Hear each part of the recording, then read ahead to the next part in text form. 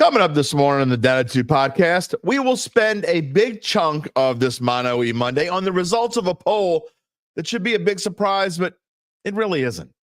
Do people have that much contempt for Derek Carr? Don't answer that. Also, when is the last time you asked a question about the Saints that would be answered the same by a majority of Hoodats as it would by Falcons fans? Where does sanity end and reality begin?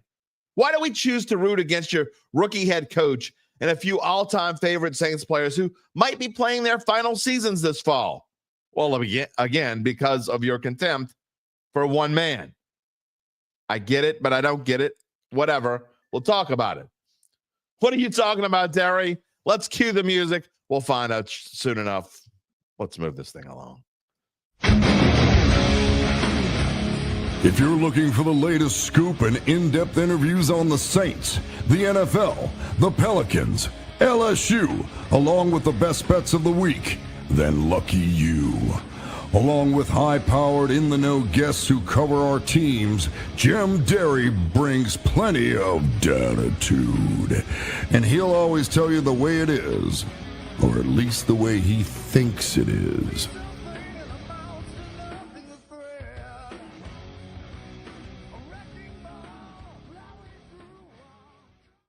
Where you at, Dattitude family?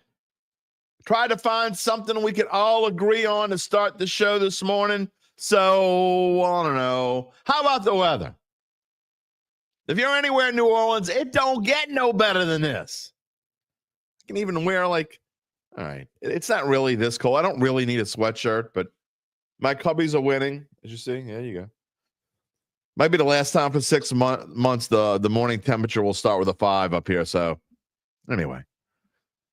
We can all agree on that, right? We can also agree that this is Dattitude, episode number 370, presented by Evangeline Securities for a Monday, May 5th, 2025. I am not going to even make a Cinco de Mayo joke. No, I'm just not going to do it. You can if you want. I may or may not show it. We'll see. Who's this clown? Well, he's Jim Derry. Nearly 35 years on the New Orleans sports media scene. I thank you for being a part of this ever-growing Dattitude family. We have had a great few weeks. Told you we hit a milestone last week on YouTube. Trying to get the Facebook family over to hang out with the YouTube family. Not as easy as one might think, but anyway, that's where we live. You can be a part of the show, especially today. You see there up the top of your screen, if you're watching, you're listening after the fact, you don't see anything, but you're driving, so keep it safe. Don't look at anything. You don't need to look at your screen. If you are not driving and you're watching live, then you know that today is Mano E Monday, and you could be a part of the show by typing in your comment on YouTube or Facebook. Again, if you haven't already done so, please subscribe to our Dattitude YouTube page. Give us a like, by the way. They say it helps, the old algorithm. We want to be liked by the algorithm. Maybe that's who they is. The they is the algorithm. Does that make sense? I don't know. Whatever. I'm calling him Algie. Oh, Algie's here again. Anyway, give us a like. You can get in touch with me on X at Jim Derry Jr. or via email at jderry@theadvocate.com. All right, a little pregame chat. Programming. No show on Friday. No show on Friday. As we go along here, I'm going to try to take some days off here and there. Not a whole bunch, but I'm going to say most of them from vacation, which will come at sometime in June. I don't know exactly when, but I will be taking a vacation probably towards the end of June is where we usually go. Probably wait until after LSU baseball is done, because at some point soon, we are going to talk more about LSU baseball. We haven't done that enough. We'll talk about what they did this weekend in just a minute. Anyway, no show on Friday. I got some things going on. I'm doing some work for VSN. I got some other things going on as well. I got some work to do at home on the show. Some things I'm always trying to improve the show. So I'll be doing that at home as well on Friday. So no show. We will be back. We got a show today. We got a show Wednesday. May not even have a guest. We might not have another guest till next week. We'll see. Because Wednesday may be a Mano E Wednesday. We'll see how it goes. And then, of course, you have the rookie camp. Rookie camp is this week, later this week. We'll be talking about that next Monday, probably. May talk a little bit about it on Wednesday. We'll see. See how that goes. Tonight, I am not on air. I'm usually on Eric Asher's show on Monday afternoons. I'm going to be on Wednesday this week because today I was asked, just to goes to show how desperate some schools can be. I was asked by my friend, Coach Nick Saltamaggio, to be the guest speaker at Franklinton's athletic banquet this evening. So honored to do that. That's what I'll be doing tonight. So a shout out to the Franklinton Demons here on the show today. My good friend Ricky Serenay is having a birthday today. He said he feels like 60, but we all know he's closer to 30 or something like that. So happy birthday, Ricky. Thanks to all kinds of stuff to get out this morning. Thanks to Pope John Paul II for allowing Varsity Sports Now to do their weekend series this past weekend. They advanced in the quarterfinals. Man, what an impressive performance by the Jaguars. They beat Episcopal in 2 games, best of 3 series. They allowed just 1 run in the 2 series. And Kay Namey in the first game, I think I said this on Friday, pitched a 1-hit shutout. A 1-hit shutout. And the press box people were giving me grief because he didn't give up that 1 hit until the first pitch of the 7th inning. Said it was my fault because I was talking about it ahead of time. You know, the old broadcaster jinx that doesn't exist. Anyway, we're doing Hannon and E.D. White in the semifinals this weekend, Division II. Looking forward to that. What about over the weekend? College baseball. We talked about LSU. Again, LSU split Saturday and then blew a lead yesterday. Should have won. Should have, would have, could have. Losing a series in College Station. The second-ranked Tigers will probably fall from their mighty perch. I'm sure they will drop to, I don't know, they were second. They won't be second after this weekend, I'm sure. They also blew a streak. They were 27-0 when leading after 7 innings this season. That streak is gone. So what do we think about LSU? Are they going to be able to get it together in time? I think they'll be fine. I'm happy with where the Tigers are right now. Look, I still think they're one of the best 3 or 4 teams in the nation. We'll find out soon enough. Look, this team needs to hit to be able to win, and they just didn't hit very well this weekend. So that's what it is. Doesn't help. You lose 6-4 yesterday. Gave up a 2-run lead on a 2-run homer. Then they took a 2-run lead back 4-2. Then that was gone, and they lose 6-4. So here's what it is. Maybe they'll get it together. Tulane salvaged the final game of 3-game set at Turchin yesterday. Won 6-4 against Florida Atlantic, but you can only win 1 of 3. Not going well for Tulane. They're going to have to win their conference tournament to get into the big dance for sure. UNO won 2 of 3 versus Nichols. And congrats to the Loyola Wolfpack. The Loyola Wolfpack, they won the Southern States Athletic Conference Tournament. First time in 23 years. They defeated top-seeded William Carey yesterday, 9-7. Have a great chance to host the regional. They will find out on Wednesday. And personal note, little biased note, if they get that regional, the NAIA first round tournament, NAIA, it will be on Varsity Sports Now. I had the honor and privilege of being able to do the entire first round series at Loyola. I think it was 3 years ago. I will start losing track. But that was a fun 4 days. Did all 11 games of the series. So hopefully I'll get a chance to do it again. We'll say at least some of them. If they do get it, we'll find out on Wednesday. If they get it, they have an excellent chance. I think they got it.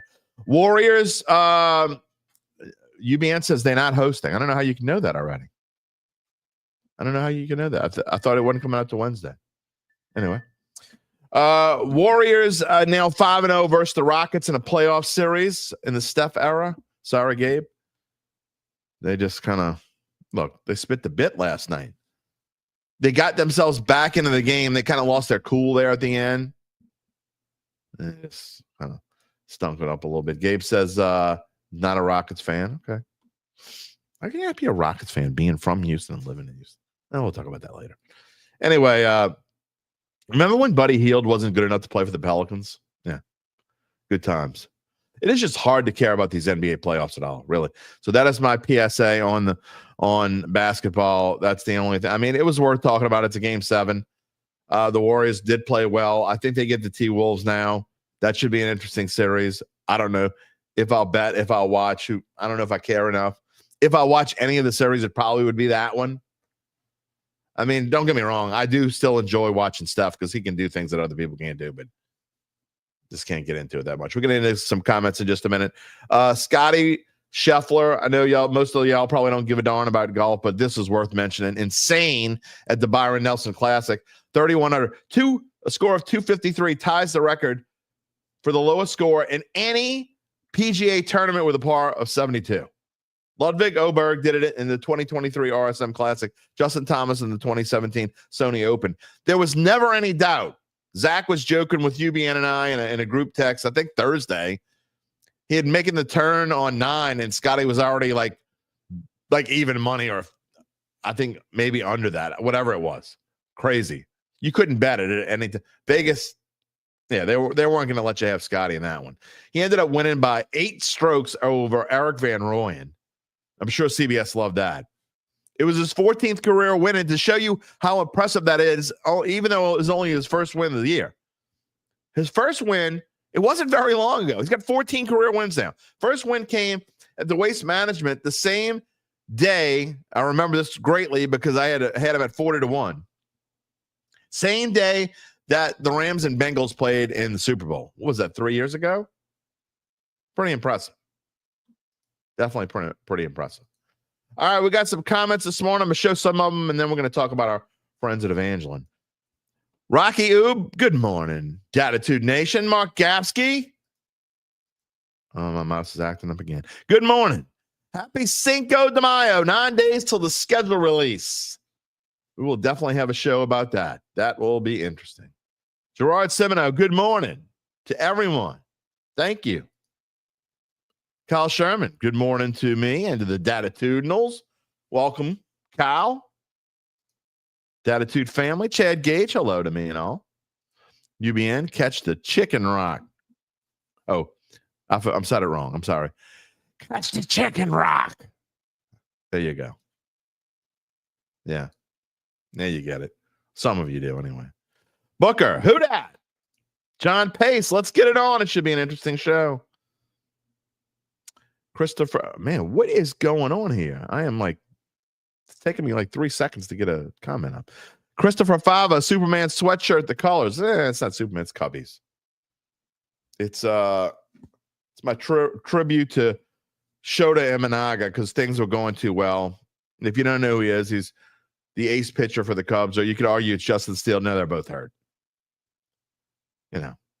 Whatever.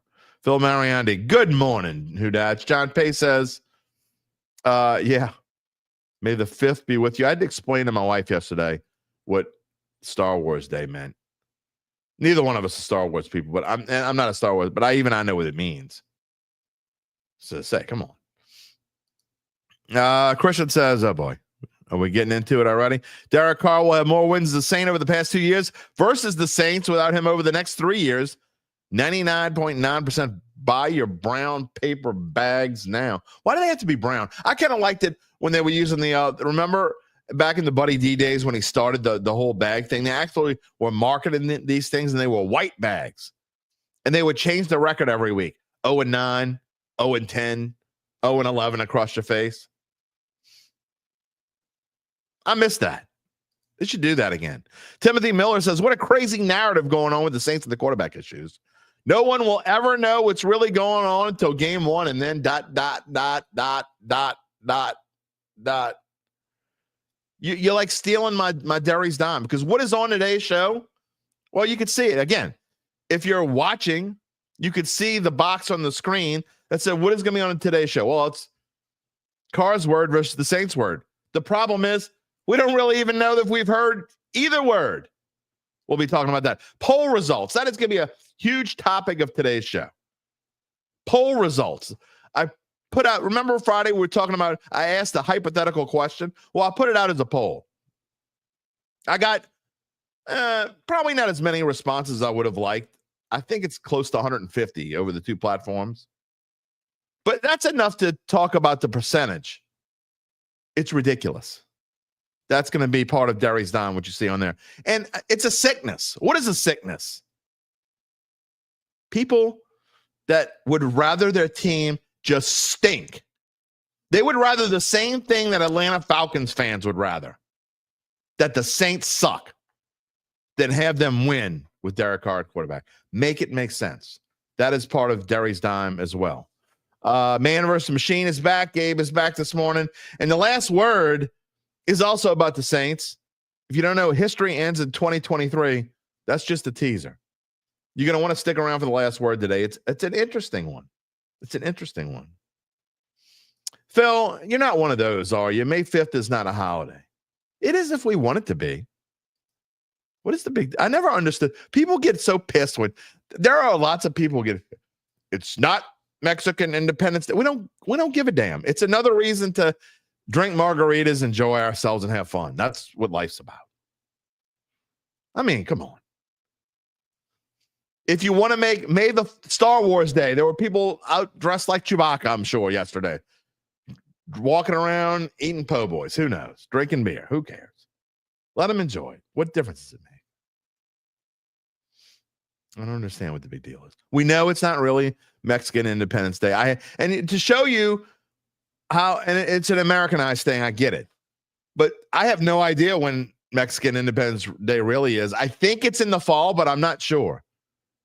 Gabe, look it up if you want and let me know. I think it's in the fall, but I'm really not sure. Good morning, everybody. Hello, Nola Man. Sandy, who dat? Daryl Allen. Happy Born Day, Cassandra. Okay. What's wrong with birthday? Do we have to change the name of everything, or are you just being cute? I don't know. Brian Kenny, hello from South Carolina. Well, welcome. Welcome.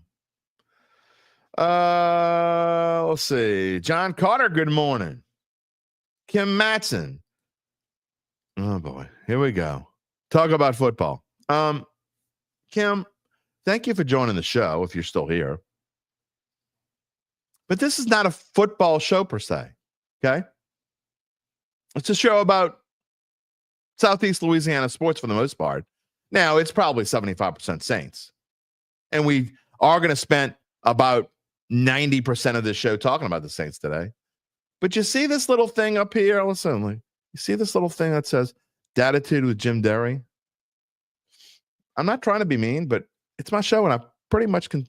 They told me I could talk about whatever I want. So that's how we're starting Mondays. And it's pregame chat on that because it's not just about football. I was right about almost right. It's technically summer, Mexican Independence Day, although I call this the fall. September the 16th. Cinco de Mayo celebrates a Mexican victory over the French in a famous battle. Good enough for me. Kyle Sherman talking about Scotty started Sunday with an 8-stroke lead, finished 8 ahead. Yeah, he was just playing crazy. I mean, UBN says he was insane. He shoot 23 and lose minus 23 and lose by 8. Yeah, playing Royan. Brian says, "Happy Monday. Can we debate why the Saints did not take a tall, big body receiver?" Sure, we could talk about that in a little bit. Absolutely. Christopher, you know what I think about grades, but the Bleacher Report gave the Saints a D+ for the draft hating. You can't give a draft grade. I can tell you I like this pick because, or I don't like this pick because, but in the grand scheme of things, what I think about a certain pick or what Joe Blow thinks about a certain pick doesn't matter. It's what the Saints think about a certain pick. And what's he going to do? What are they going to do with that pick? Grades are dumb. By the way, what's not dumb, because this is see, I'm not into grades, but power rankings, okay? I don't love power rankings, but at least ESPN came out with their power rankings this morning. They put their 32 teams in order after the draft. Where do you think the Saints were? I was kind of surprised, I got to be honest. I just assumed the Saints would be in the 30s. I didn't necessarily think they would be last, although if you go to the odds, they are last in Super Bowl odds. At least they were at the end of last week. I did not look this morning. ESPN had the Saints 28th. Hey, man. They're, what? 29, 30, 31, 30. 4 teams below the Saints.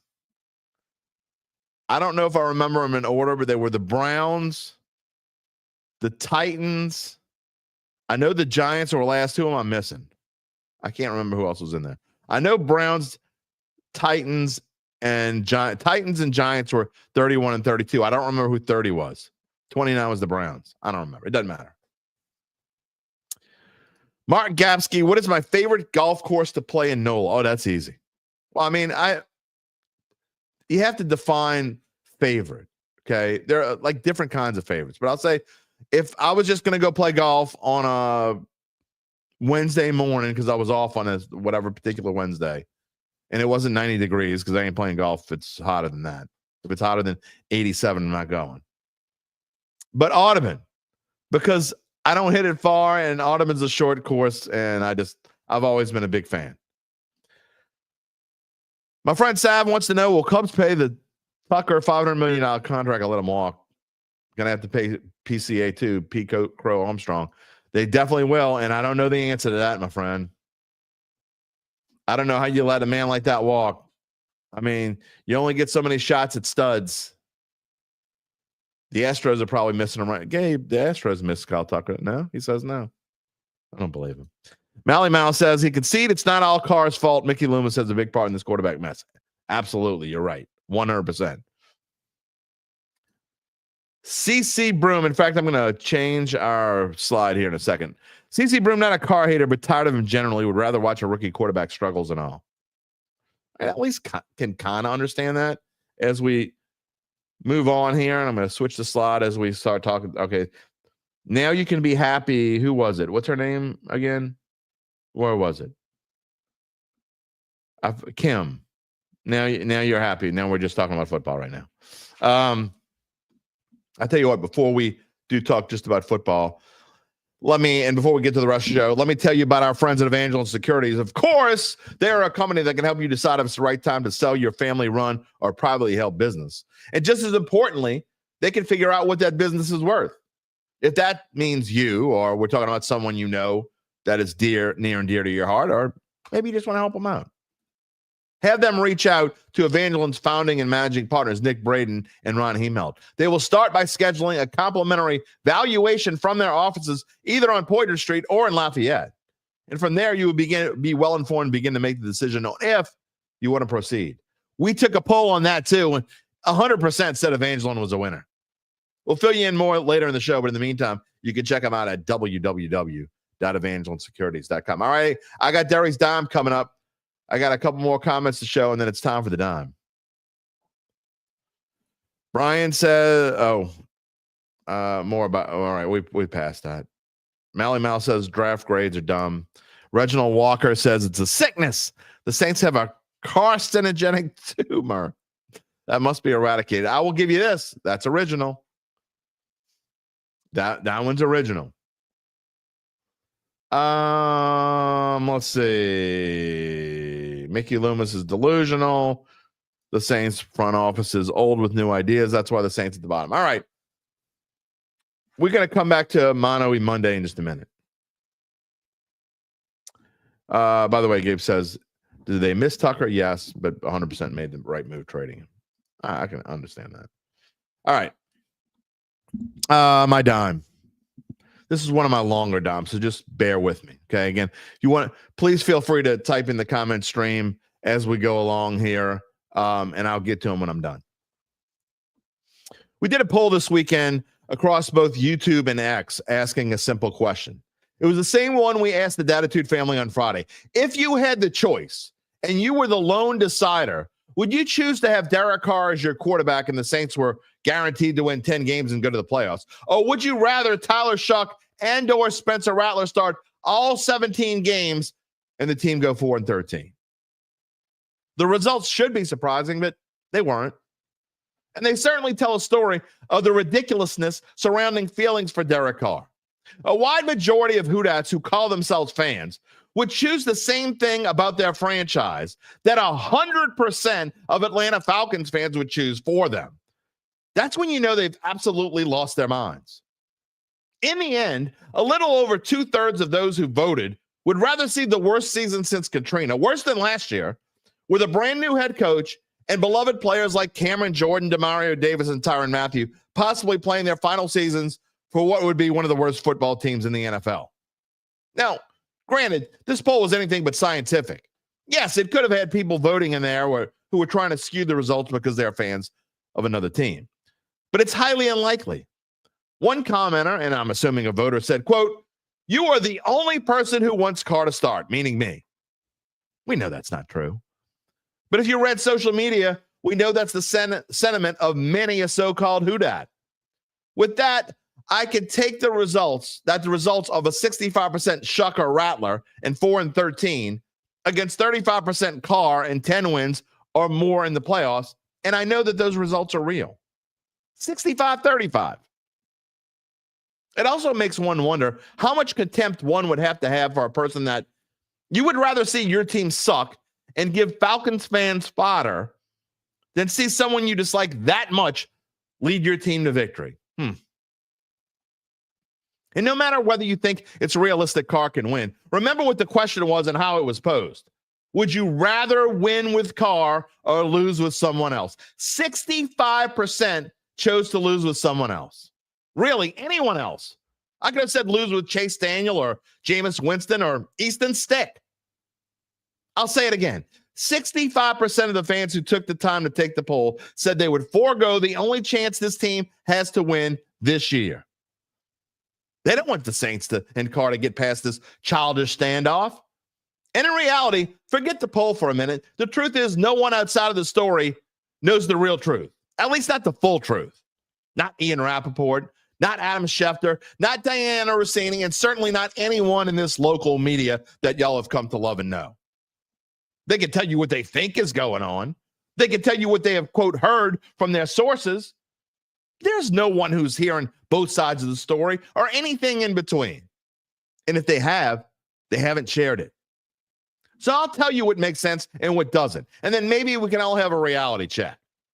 What makes sense is that Carr has dealt with some sort of shoulder injury for a long time.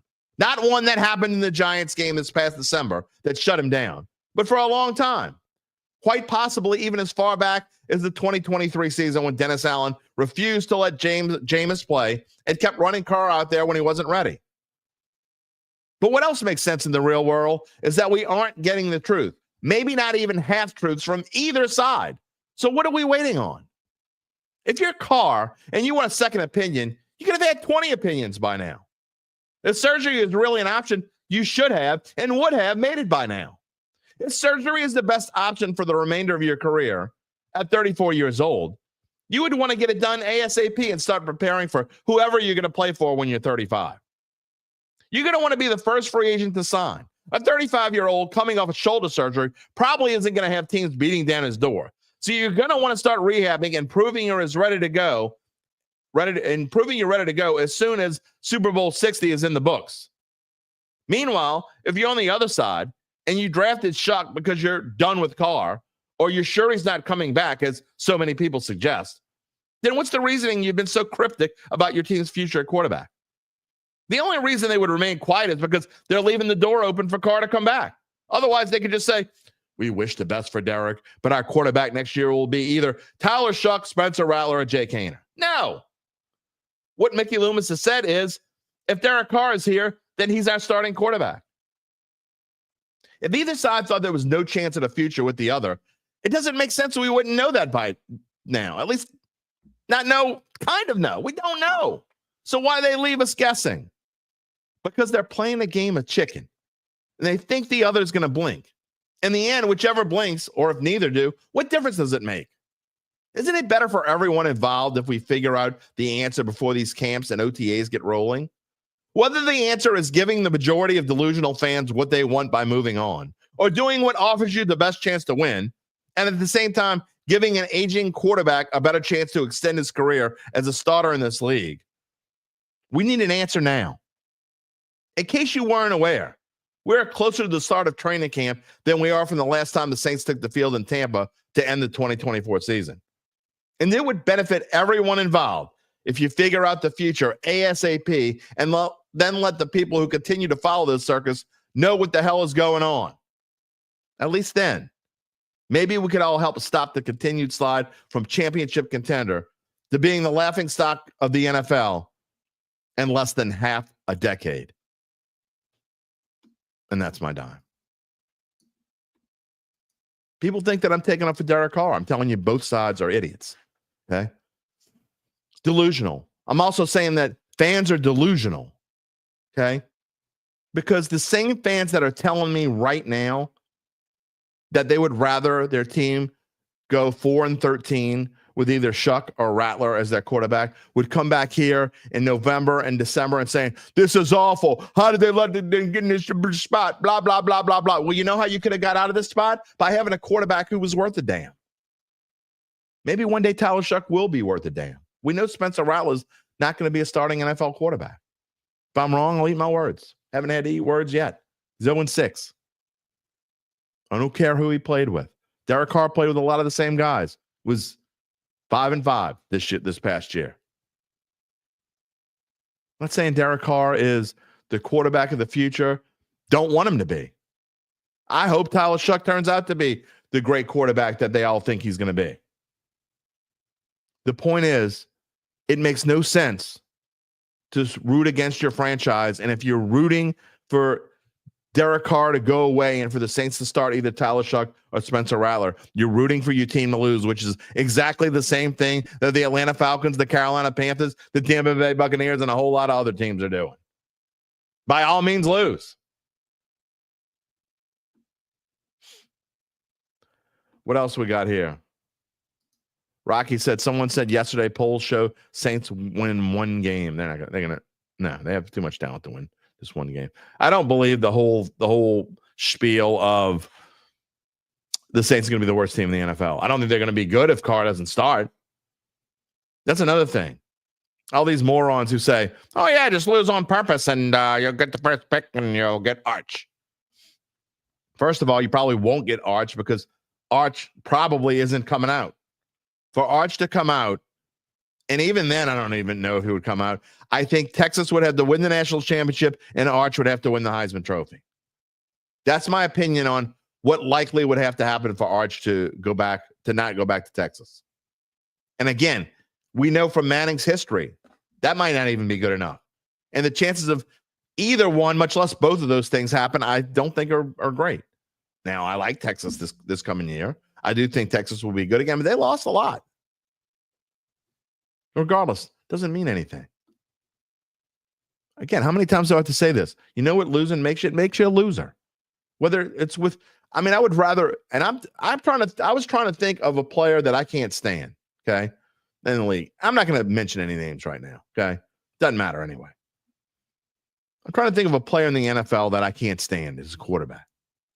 Whoever that player is, the person that I like least in the NFL, whoever that player is, I would rather that player start at the Saints for the Saints if that meant the Saints winning games and going further and winning the division and going to the playoffs, because covering a loser sucks. Following a losing team sucks.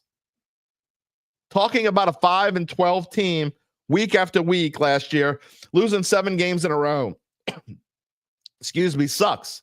It's no fun. And if you want to do it, then you're a sicko. Gerard Semino says, I'll take Carr, just win, baby. Christopher Fava says, that's if Derek Carr even wants to play here. And what about his shoulder injury? Did you just hear what I said? We just talked about it. He's out there preaching and showing off his $500,000 Rolls Royce on his podcast. Thought your shoulder is hurt. Were you listening to anything I just said? Chad Gage. I did not see the poll, but that's crazy talk. I would take Carr and win for the city, for the state, and for the other players who are on this team. Exactly. That's kind of the point. That's just as much of a point as any of this. That you would choose losing because of your selfish contempt for Derek Carr. Screw the rest of the fans. Screw the team that you love so much. Screw the Cam Jordans of the world. Let them play that last year. Let them be crappy. Because if you realistically, and look, again, it's a hypothetical question. Could they potentially win with Tyler Shuck? Yeah, there's a small chance they could win. Could they potentially win with Spencer Rattler as quarterback? I don't think so, but possibilities tell you that, yeah, there's a slight chance.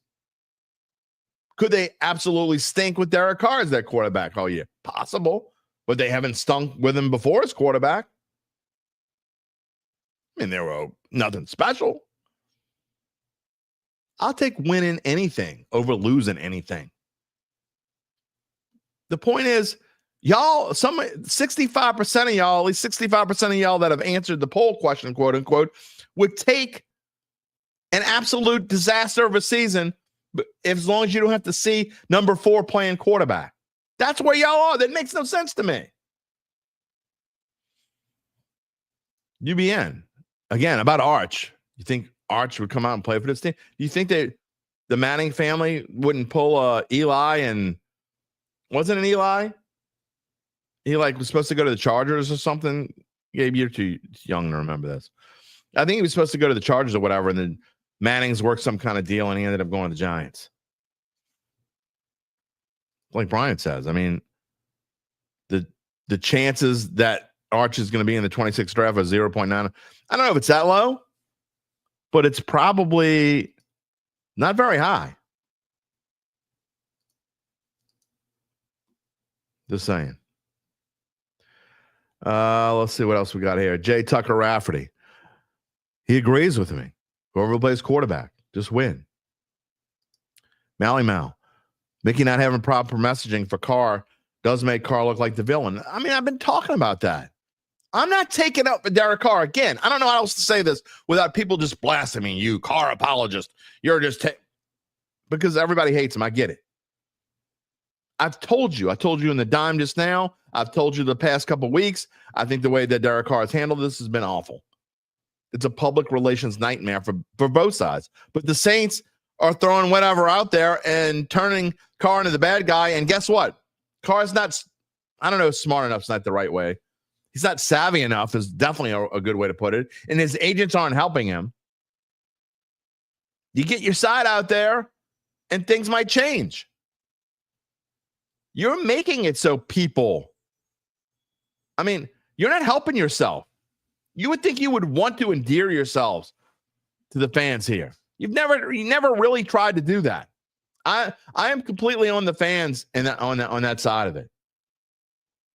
I get why they don't. I mean, look, I've had someone near and dear to this show text me and say they're just sick of hearing about him. They just don't want to hear about him anymore. And I think that's the point of some of the 65%. They just don't want to hear about him anymore. I get that.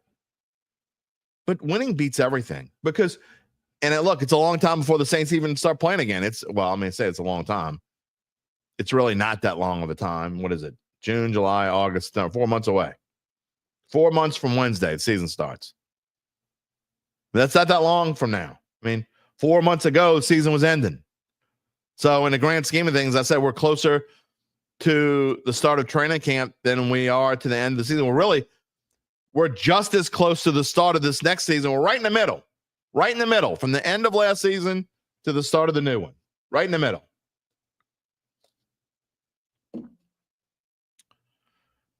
Just saying. Reginald says, seen enough of Carr to know the truth of his character. I'd rather win 4 games and invest our resources into young men who have a chance to be long-term winners. You're still saying you would rather lose. That rather lose, you can stop right there. Rather lose, stop. Don't have to go any further. I don't need your reasoning. Unless it involves like the guy's a murderer or something, and I don't want a murderer on my team, or he's broken this law and that law, and he's just a complete and utter douchebag of society or whatever. I don't want to hear it. Because you don't like somebody and you don't like his quote-unquote character. You don't really know his quote-unquote character. Let's be honest, okay? I've covered many a player in my career. I'm not going to mention any names. I'm just not going to. But I've covered many a player in my career who was beloved by fans and really was kind of a douchebag, okay? Now, and this is just me seeing what goes on when a camera's not in his face, okay? This is, again, I'm not mentioning any names. I'm talking about in the Saints locker room, in other locker rooms that I've covered, coaches that I've covered. I've covered thousands of people in my life. There have been many people who, and vice versa. There have been many people out there who people thought were just, cheaters and liars and whatever. And I kind of believe some of this stuff. And then you get to meet him. You get to meet a person. And you're like, man, this person's a really cool dude. And you find out all these things that this person has done for other people that other people might not know about.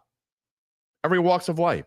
So by what you see on TV, just because Carr doesn't handle himself well, part of that's because he's listening to his agents. Again, he may be the person you think he is. We don't know. You don't know what he is. Big Sean says the point is Carr hasn't proved he can win the big one. He can barely get playoff berths. 11 years of taping, you still can't see this. You don't understand. You took the point. You're missing the point. You're missing completely the point. First of all, that's not the question that I asked. Second of all, there is only, if you think anything differently, you should go feed pigeons on Sunday afternoons because you don't know what the hell you're talking about. The Saints have one chance to win this fall. One chance. That's if Derek, I'm not saying they will. Derek Carr might be the quarterback and they might go 8-9. I don't think they'd be worse than that if he played the whole season. I think that's the floor. 8-9 if Derek Carr plays the whole season. Is Derek Carr going to play the whole season? I mean, right now some people say it's 10% that he plays at all. I think that's ridiculous. I think it's 60-40 he plays. And then you'd have to say after that, it's 50-50 plays the whole season or not. But this team, this 2025 team, with a rookie head coach, again, and players that you love so much and you're so endeared to, there's quite a few players who might be playing their final season, if not ever, certainly for the Saints. Does anyone realistically think that Cam Jordan's going to play another season after this one? I don't. Does anyone realistically think Demario Davis is going to play past this year? I don't. Tyrann Mathieu very well could be going after this year. Even Alvin, if this season turns into a disaster, even though he'll have 1 year left on his contract, do we see Alvin Kamara coming back at 31 years old and being part of a rebuild? I don't. That's my point. That's the point. He hasn't proven. Okay, what he's proven, what he hasn't proven. I know this. I know they can only win with him at quarterback. They will not win with Tyler Shuck. He's 100% in my mind. It's not 99.9. It's not 99.8. He is 100% better than Tyler Shuck or Spencer Rattler. No matter whether if you can't realize that's the truth, then you're living on another planet and I can't help you. You can continue to comment and I'll probably still continue to show them. But that's the truth. Christopher wants to know, what if Carr shows up to training camp and tells Mickey, I think he would show up before then, but what if he shows up to training camp and tells Mickey Loomis, I'm ready to go. We all confused what happened to your shoulder, man. He'll get asked the question and he'll say he was cleared to play. And that'll be the end of it. Maybe not from you.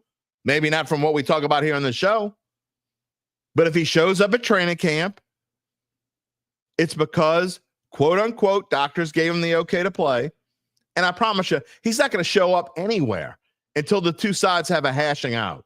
He's not going to just show up and say, okay, I'm ready. It's not how it works. Now, you may not hear about the phone calls. They may have made them. Carr might be telling the truth. He might not be, but Carr might be telling the truth. They might have been in touch all along. Maybe the Saints have known all along. Maybe they haven't. Maybe they're talking right now. You're not going to know when they're talking because neither one's going to tell you. So the answer to your question, Christopher, is if he shows up, it means they've already hashed it out and you're all confused about what happened to show. Doesn't matter whether you're confused or not. If he shows up and he's at training camp, barring another injury, 100% chance he starts on September 7th if he shows up. 100. Not 99, not 95, not 90. Maybe Shuck beats him out. Maybe, no, none of that. If he shows up, he's starting 100%. And it's not 10% he's going to show up, or some of my colleagues and friends. I don't know where they think they're getting this from. It doesn't make sense that it's 10%. It makes zero sense. Doesn't make sense. John Henry. When we had a healthy O-line last year, Saints were blowing teams out. Even then, played Philly close after McCoy was injured and so was Ruiz. Amen. We talked about this. We've talked about this multiple times. Again, y'all say, here I am going to defend Derek Carr here because it's the truth. It's a fact. After they went 2-0, blowing the first teams out, then they played the eventual Super Bowl champions in the Superdome. A low-scoring defensive battle. Saints defense did a good job. Saints offense wasn't doing much, but they were holding the Eagles in check. But what did Derek Carr do? He led the team to a score when they absolutely had to have one. And they took the lead. And it looked like maybe the Saints would win. And the defense fell apart at the end. Shoulda, woulda, coulda. They should have been 3-0. Then the next game against the Falcons, Derek Carr led the Saints to a touchdown. Took the lead late. What did the defense do? Choked it away. And then things fell apart after that. He got hurt in the Kansas City game. They weren't going to win that game anyway. And things went down. Things went down after that. They just did. Now, I'm not saying, who knows what would have happened had the Saints even won one of the, let's say the Saints win one of those games and they're 3-1. I think it's a completely different scenario, and maybe not one we like. Maybe it was for the best that all that crap happened. Because I know this team, I know one thing. I think we can all agree on this. This team's better off without Dennis Allen. We don't know what Kellen Moore's going to do, but I'm not going to sit here and bash Dennis Allen again, but I think we all can agree this team is better off without Dennis Allen. If that team goes 3-1, I don't know that they lose 7 in a row, whatever it is. Maybe things are a little bit different. Maybe they try to make a trade. Maybe they go out and get a Teddy Bridgewater or someone in that ballpark. Maybe they care enough. Maybe they think differently. Who knows? Maybe. What was supposed to happen happened. But John Henry's right. When they had a healthy O-line, the Saints were beating teams. Jay Tucker Rafferty says, the problem with the younger generation that never sat through the 70s, 80s, and 90s Saints, I never want to see that again. A to the men. I mean, that's part of what I'm going to talk about a little later. Amen. Look, I sat through the 70s and, 78, they went 7-9, woohoo. 79, they went 7-9, woohoo. And those were great seasons. And then the bottom fell out in 80. And Bum Phillips came, and the Saints were within a field goal of going to the playoffs for the first time in their history. And 83 or whatever it was. Whatever it was. But sitting through all that, and then Mora got into the playoffs but never could win. And then everything fell apart, and hiring Mike Dick and all that. I don't want to go through all of that again. If I go through all that again, I'll be dead by the time the Saints are good again. I mean, it sounds, you're not that old, Derry. I get, yeah. But you're talking about what that was a 20, 25-year process, 30-year process. I mean, think about the Saints winning their first playoff game in 2000. In their 33rd year of existence or whatever it is. I mean, 33 years from now, I'm going to be about to turn 80. Oh, no. Hell, shit. I'm about to turn 90. 33 years. Damn, I'm old. Yeah, that's how old I am. I'd be about to turn. And I can tell you, when I'm about to turn 90, I'm probably not going to care much about the Saints. I don't want to go through that again. Samuel Lindsay says, first of all, I don't know. Are you calling me Jerry to troll me? Or you can't read. Which one is it? I'm not sure. You let me know. He honestly feels they don't care either way about Carr. First time they asked Kellen Moore about Carr, he was wishy-washy. And then an argument Carr had with Eric McCoy. That was 2 years ago. Nobody cares about that. I keep hearing this about the players don't want Carr. I don't know how else to explain this to y'all. Or y'all don't believe it, or you're just trying to make yourself feel better. You hate Carr that much that it makes you feel better. Well, the players don't want him, so I know they want him. Doesn't matter. They don't care one iota what the players want. You want proof? I've said this before, but none of all of you were here for it. So I'll say it again. You want proof they don't care what the players think? Go back in time. We're going to go back in time for the last word later. But go back in time to the end of the 2023 season. Last game, I know you remember it well. Jameis's last game as a Saint. Handoff, touchdown, blah, blah, blah. Saints beat the ever-loving crap out of the Falcons. Woo, great. Oh, no, wait, it's not great. Why? Because Dennis Allen went out and publicly apologized to a guy who got fired within 8 hours later because the Saints scored on him. And every single Saint in the locker room was taking up for Jameis, who would soon leave the team. None of those players wanted Dennis Allen back, but they worked it out. Mickey Loomis wanted Dennis Allen back. Dennis Allen came back before he was eventually fired last year. Players didn't want him back, but they worked on it, and they got the players they got the key players to be on board. Because if Derek Carr decides to come back, and let's be honest, it's Derek Carr's decision. If Derek Carr decides to come back, they'll get the players on board again. An argument that he had on the field with Eric McCoy 2 years ago doesn't factor into a single damn thing. Not a single thing. Kyle Sherman says we need to appreciate those guys and hope they play a great final season. I agree. A-Town wants me to take a break from Saints talk. Okay, I will for 20 seconds. Have I heard of any water cooler talk about the Pelicans doing a blockbuster trade next week? I have not. But I got to be honest, I have not had my ear to the grindstone. I don't think they would do that next week, would they, Gabe? That wouldn't be until after the finals, right? I mean, they got to wait till they're not going to make any moves until they can't trade next week. So, no, I haven't. I don't think they can, A-Town. Molly Mall, you're rooting for Shuck to turn out okay. So am I. I'm not rooting against Shuck. I'm not rooting against Rattler. I hope both of them turn out to be great quarterbacks. That doesn't mean I want them to start this year. I'm not rooting against either one of those guys. I'm rooting for the Saints to win. Only one way this team's going to win. Oh, sorry. What were we going to show? Gabe, you had something that you wanted to show? Go ahead. Derry phone once. Well, I got your bad. Okay, I hear you. Fair enough. I'll tell you why that's my pet peeve. Well, you know what? I'm not going to tell you why it's my pet peeve. Then people will start doing it. But Jerry is literally my number one name. You can call me MFer and like really use the word. And I would rather that than Jerry. It's a long story. Silver Gator wants to know my thoughts on the timing of Taysom Hill announcement of a pause in his career after the draft. I've told you this already, Silver, and all the Dattitude family. I got to be honest. I really don't think he's going to come back.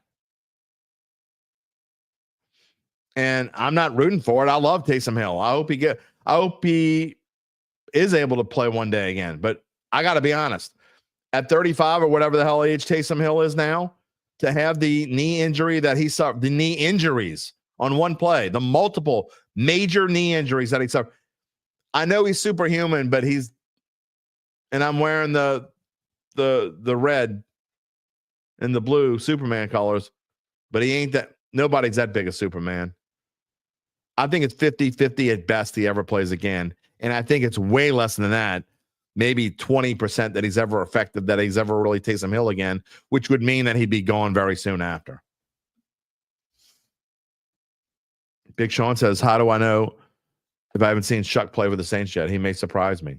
Yeah, and I might be surprised. My wife might send me 2 dozen golf balls as a present later this afternoon. I doubt it. It's possible. But Shuck's not going to win. A rookie quarterback taken in the second round is not going to come in and lead a team to the playoffs. Let's be realistic. It's not going to happen. Not going to happen. Some of these comments, I don't even know what they mean. So I'm not going to show them all of them. Jeff Haspel says, Shuck will be the QB1 by season's end. He matches the new coach's vision for the team beyond 2025. Well, normally I would say, how do you know? But I guess the answer is how you know that is very well could be the case, is that he went out and they drafted him in the second round this year when, the problem, there's multiple problems with that. Okay. I'm not saying you're not right, because you might be right. I think he's going to be the QB1 by game one if Carr doesn't come back. I think there's almost no chance. I'm not going to say no chance, but I think there's almost no chance that Spencer Rattler is a starting quarterback. So if Derek Carr doesn't come back, I think there's an excellent chance that Chuck is the QB1 way before season's end by September the 7th. However, one thing that I think if you go into it, I think they all went into this draft, by everything I see, thinking that Jackson Dart was going to be their quarterback, and then the Giants beat him to the punch. Clearly he was their second choice, or certainly no lower than second. Maybe he was their first choice, and we're wrong. So I can't say you're wrong that he matches the coach's vision for beyond 25. I don't think you're wrong. But if Derek Carr comes back, he's never going to play unless that Carr, if they lose, if they lose and they're 5-8 under Carr at some point, I don't think you're wrong. I could see him sitting Carr then and saying, you know what, we're not going to do this again next year. They talk about it internally, and Kellen Moore and Mickey Loomis and Jeff Ireland and and Kai and all those guys, they sit down and they make this decision. Okay, we're moving on from Carr this season. Let's just see what Chuck can do. I think that's possible. Again, but if Carr comes back, it's going to be Carr's job to lose. He would have to lose it. The Saints would have to stink. Would you people still be rooting for the Saints to stink? Maybe. LSU, by the way, dropped to third, says Gabe. I'm surprised they didn't drop more than that. Let's see.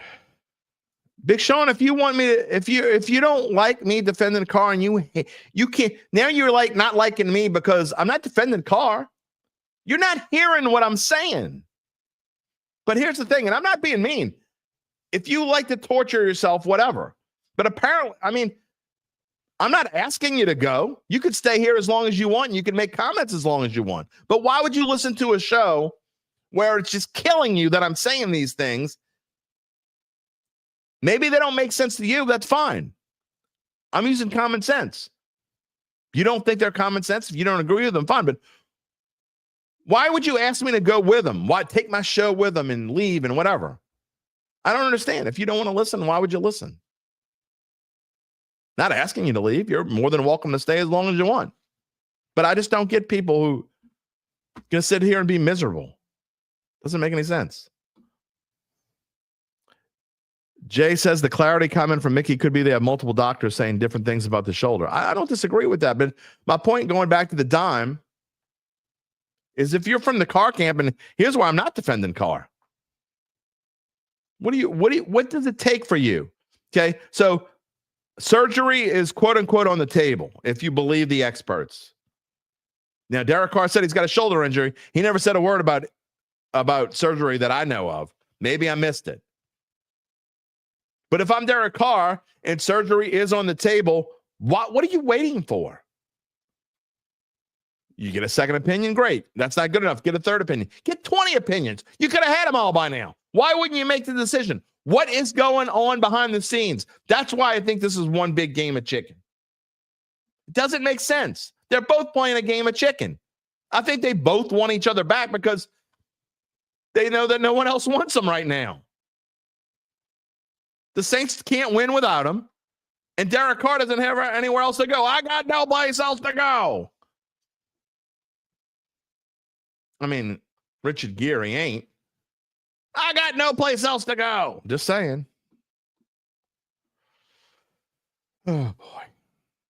I got to bring Gabe in a minute because I want to hear his perspective on things, but I got a few more comments to get into. Joe Hamilton says, love y'all. Go Saints. Army is shipping you to Germany today. Miss you already. Well, we miss you, Joe. The good news is you can watch us in Germany. And you know what? As soon as you get there and you get settled, please come back and tell us hello. You might want to join the YouTube, the Dattitude family on YouTube before you go.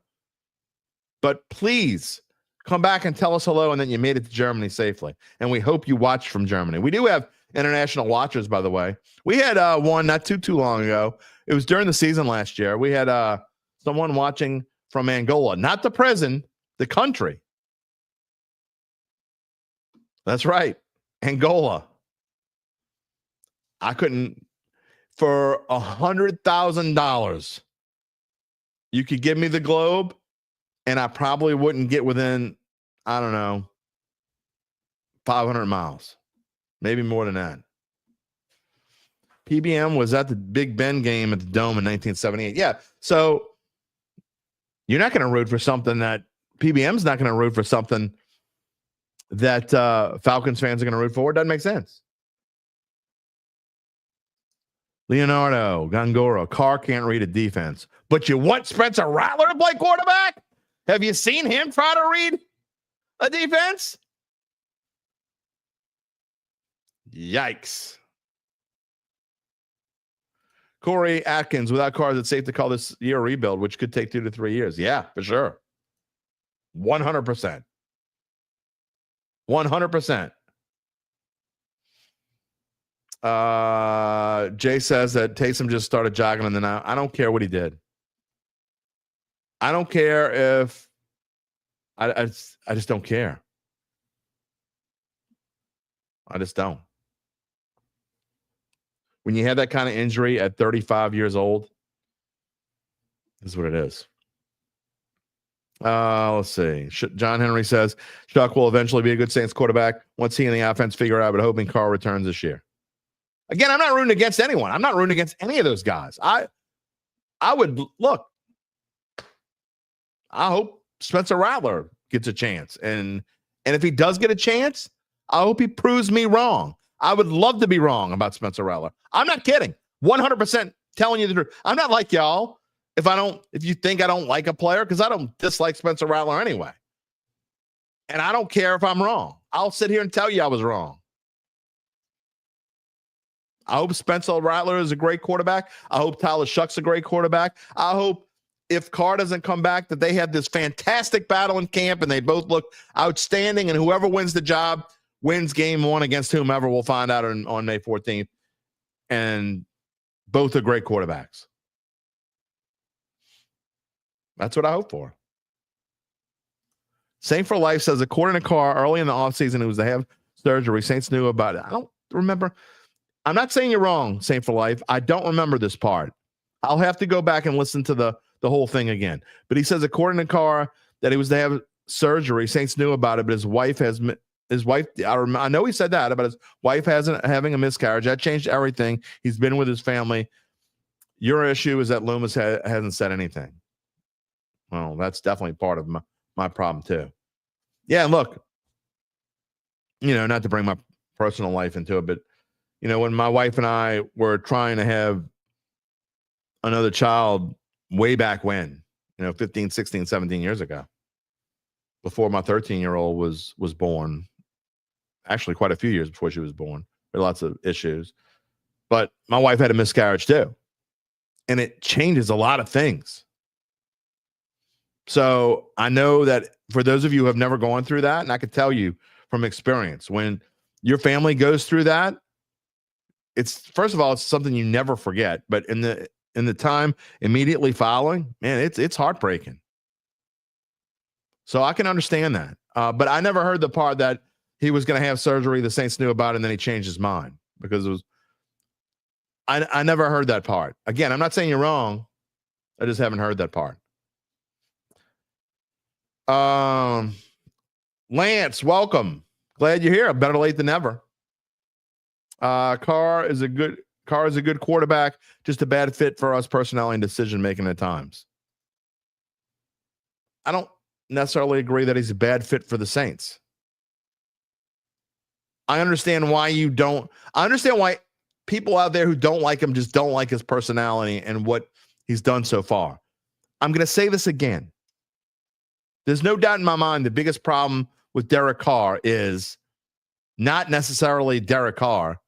It's the fact that he's the first real starter. You can't count Jameis because he didn't start long enough. And I know people don't believe this because they have short memories, but people didn't want Jameis to start either.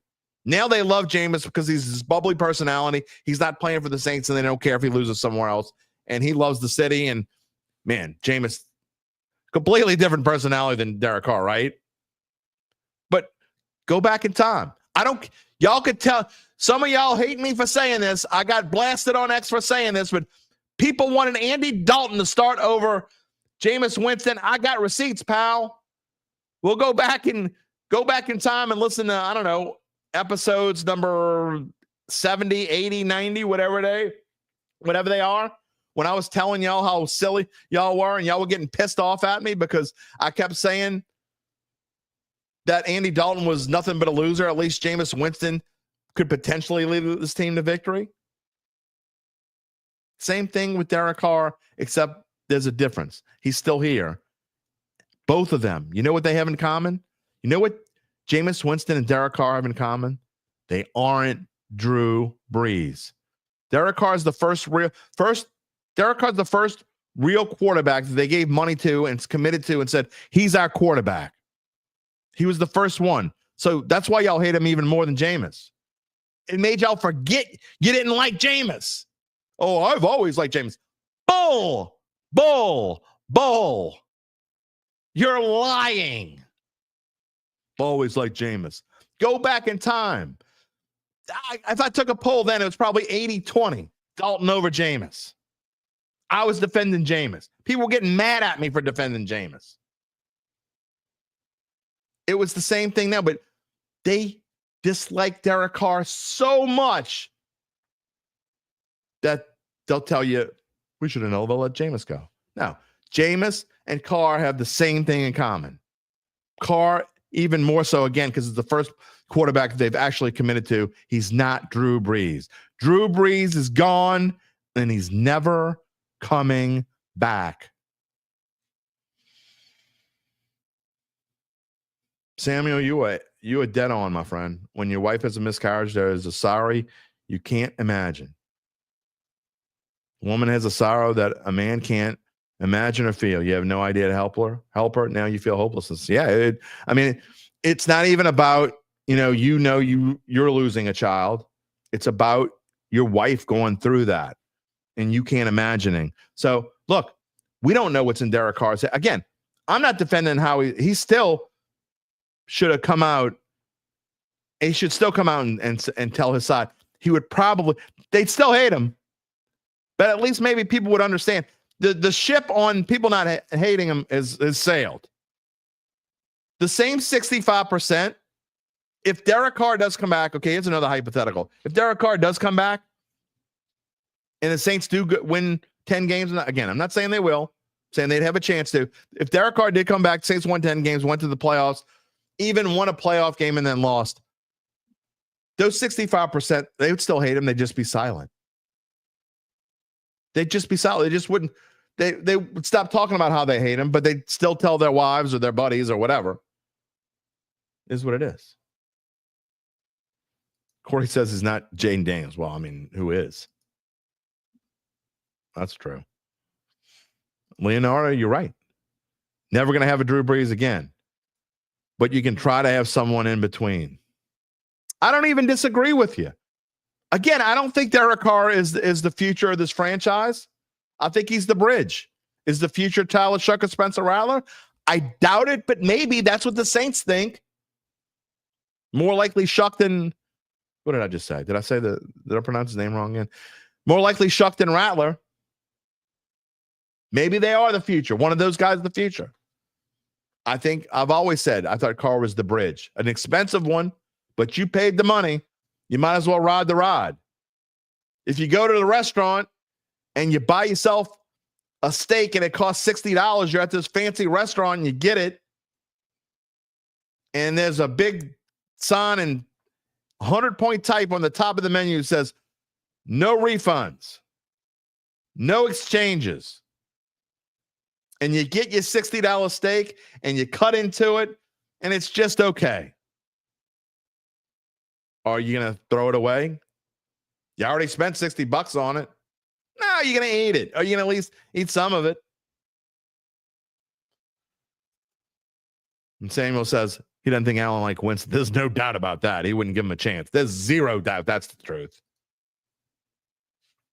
All right. I want to get to Gabe here, and I have no idea what Gabe is going to talk about today. I did not ask you what your topic of the day was. You don't have to talk about Saints. You can talk about whatever you want. And I'm glad you're back. Also, we're going to get to the man versus machine. I absolutely stunk with my pick again. So I'm 0 for 2. I'm bringing our average down. But anyway, what does Monday with Gabe look like? Well, I noticed you posted that poll, and I didn't see it until last night. And I wanted to stick up for the people who did kind of vote to lose. Okay. All right. Just a little bit. I think you should run a subsequent poll, and it should ask whether you are in favor of losing because you don't like Derek Carr or because you think losing and rebuilding is the quickest way to win again. I hear what you're saying, and I get it. There's a reason why I asked the question the way that I asked it. Mm-hmm. And it wasn't because you could be in favor of rebuilding. To me, you know how I feel about losing. There's never an acceptable reason to lose. And the reason why I asked the question that way is, and again, do I think that it's 100% that the Saints would lose with Tyler Shuck or Spencer Rattler as their quarterback? I don't think it's 100%, but I think it's a very solid chance, and the odds makers have told us as much. Yeah. Meanwhile, do I think it's 100% the Saints would win with Derek Carr as quarterback? No, but I think there's a very good chance that if Derek Carr comes back and is healthy, that this team has an excellent chance to compete in the NFC South. Whether that's good enough for people or not, I don't know. But my point is, I asked it that way for a reason, because I wanted to show, like, if you were guaranteed such and such or guaranteed such and such, which would you choose? And 65% of the people who voted in the poll would rather lose than see a man they have contempt for, that much contempt for. That's why they'd rather lose. I mean, I don't there's think a lot of that's comments why, there. I don't know if you read the comments, but there's a lot of comments that basically saying as much. I don't think so, though. I mean, here's one comment for you. That's why I said I want to see what the percentage is, whether you're voting that way because you hate Carr or because you just don't want to be stuck, as Sean points out, in purgatory. Here's a comment that I never read. Okay, I typed it in and I meant to read it, but this is kind of a microcosm. There are multiple comments. This is not the only one. This was the one that I plucked out, not just the one that I read in Derry's Dime. Here's a different one. I did not put these people's names on it. Doesn't matter who they are, whatever. I don't know if they're regulars. I never heard of either one of the people that wrote these comments. They could be regulars. Maybe they are, maybe they aren't. Here's my favorite comment. Quote, easy answer. No question. Without a doubt. No hesitation whatsoever. Okay, we get it, dummy. Rattler, Shuck. Notice how he puts Rattler first, the guy who went 0-6. They are both the exact opposite of Carr. Authentic, team players, selfless, grateful, humble, all traits we have come to understand Carr lacks. How could anyone possibly know what traits Shuck has? Because he ate at Drago's. He had a few shots at sidelines and took phone interview calls. I mean, who the hell knows what Shuck is, okay? And Rattler, at least I could see that. He's been around for a year. I like what I see from a personality standpoint, which is different than what he had just even a few years ago. But how could anyone know what these that's my point. People just, I can't stand Carr because of X, Y, and Z, but I love Shuck and Rattler because of X, Y, Z. You don't even know X, Y, and Z about these guys. But that's kind of a comment that is just apropos of the other comments that are in there. Yeah, but I wouldn't necessarily take, well, this is putting it lightly. I wouldn't take that guy as the voice of reason. I wouldn't let him speak for the masses. I think what Sean's saying here in the comments. Derek Carr is a middle of the pack quarterback. I don't think either of us disagree, but we'll keep the Saints in purgatory. It's not that Derek Carr will keep the Saints in purgatory as much as the Saints will remain in purgatory if they continue to just have these 5, 6, 7 win seasons that put them out of the position of drafting very good players. They can draft well. I'm not saying they can't succeed either way, but here's my thing on that. I hear you. I understand that, and I know that not every fan is picking choice B because they can't stand Derek Carr, although the vast majority of those people picking B, there's zero doubt in my mind it's just because they hate Derek Carr. You can talk about football purgatory all you want, but they have a new regime that has come in. You have to have confidence in this new regime. So if they decide that they don't want to go with Carr, then great. But they're not telling you that. They're telling you everything but. They're telling you they want Derek Carr to come back because if he comes back, he's going to start. If they didn't want Carr to come back, they would have shut the door on him already. There's zero doubt in my mind. If they didn't want him to come back, they would have said, piss off. We don't care what you do. We paid you already. We're going to pay you to do nothing. They could do that if they wanted to. Your shoulder's bad, go get surgery, whatever. They could do that if they wanted to. But no, they're leaving the door open. The thing is, they want to win. There's a way to win now and still make things better for later. And give yourself, you don't begin a winning mentality by losing, in my opinion. You go 5-12. If this team goes 5-12 or worse again, now you're in a stretch. It's different when you go 7-9 3 straight years with Sean Payton at the helm than if you go 5-12 and 4-13 and whatever the hell they would go next year. To me, that's a whole different story. Then you're entering like Giants territory. You're entering like Jaguars territory. You're becoming like what the Titans might end up becoming. Who knows? This team can't afford, to me, understand the whole purgatory thing, and I don't disagree with it. I don't want this team to be in purgatory either. But your only chance to win next year is to have this man, to mend fences with him, then move on. And move on, whether it's with Tyler Shuck or whether it's with some quarterback you're going to draft next year. And then you have two solid quarterbacks. There's nothing wrong with having depth there. But you cannot just eat that money that you're going to eat. Forget out the money. I don't want to hear I'm not going through the whole argument of whether he got paid again. Eat the salary cap, the dead cap space. Again, I'll go use the steak mentality again. You've already paid for this in your salary cap, whether you paid for it really or not paid for it. It doesn't make any sense not to throw him back out there if he's willing to come back. And they're going to do that if he's willing to come back. Would you like to know which option I would choose? There is no none of the above. You got to choose one. I mean, I would guess you would choose B. You've never been a fan of Carr. I get it. But go ahead. Tell me what you. It's not that I'm not a fan of Carr. I'm not going to put words in your mouth. I would go with option B because I'm under the impression, you know this is no secret, that I think the Saints should just absolutely blow everything up. I don't think they've done enough of that this offseason. I'm not saying there's a right or wrong way to rebuild. I'm just saying that's how I would have preferred to see them rebuild. I don't think they moved on from enough. I will say, though, I think they drafted well. And that's... And here's my thing with why I don't have as much of a problem with you saying that as a Saints fan saying that. And not just because you're not necessarily a Saints fan, and we come on here and 75% of what we talk about is Saints. Because you don't have the same feelings for Falcons fans that Houdats supposedly have. And if you're a so-called Houdat, and you're a fan of this franchise, and you have been for your whole life, okay, and you've grown up to learn that the Falcons can go to hell, and you hope that they have if they go to the Super Bowl, we don't want them to go to the Super Bowl, but by God, if they go to the Super Bowl, please do 28-3 all over again so we can keep talking about it, okay? It never gets old. I'm going to keep talking about it. I'm going to bring it up at least once a month or once every other month. But so that's why I don't have people who call themselves Houdats. I mean, I don't know. What team do you hate most in the NFL?